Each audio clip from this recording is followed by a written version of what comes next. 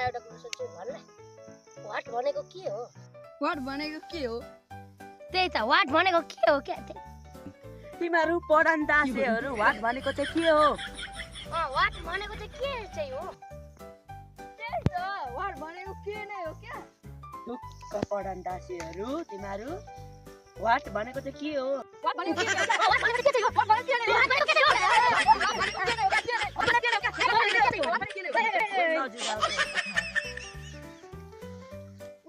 यो लगडा झगडा पाले